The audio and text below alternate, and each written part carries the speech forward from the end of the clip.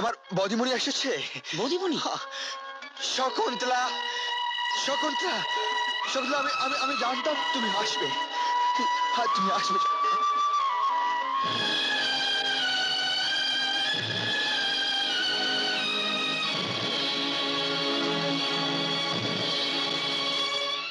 আপনি? আমার নাম মালতী। কাল থেকে আমার ছেলেকে খুঁজে পাচ্ছিলাম না।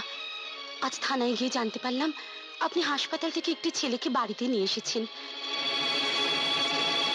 ওকে একটু ডাকবেন, দেখবো ও আমার ছেলে কিনা।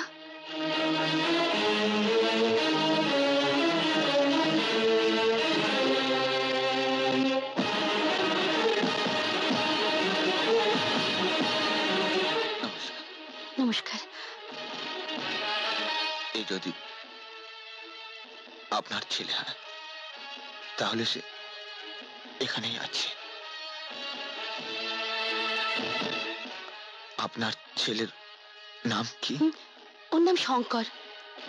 ওই তো শঙ্কর, শঙ্কর, শঙ্কর, শঙ্কর।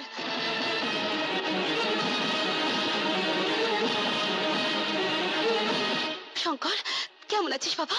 কেমন আছিস? চল চল আমরা যাই।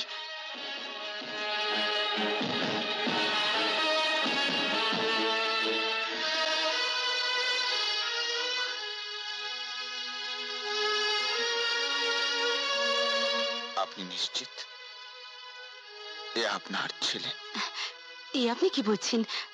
আমার ছেলেকে আমি চিনতে পারবো না?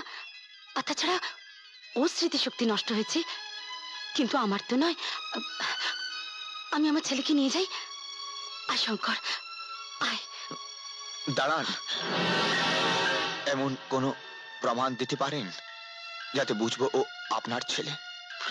প্রমাণ? ওর পিঠের মাঝখানে একটা কালো দাগ আছে। কদিন আগে দরজার পেরেকে লেগে চিড়ে গিয়েছিল, এখনো সে দাগটা মেলায়নি।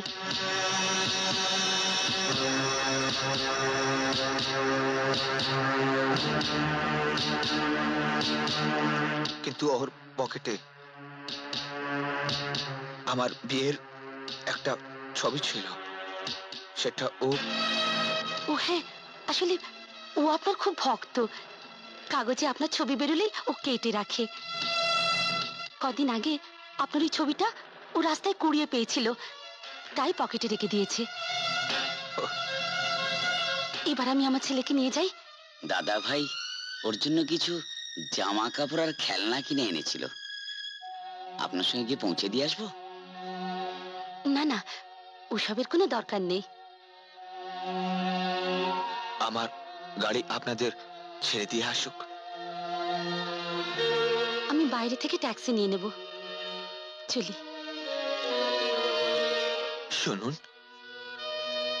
দয়া করে আপনার বাড়ির ঠিকানা যদি দেন তাহলে আমি মাঝে মাঝে গিয়ে ওকে দেখে আসতে পারি।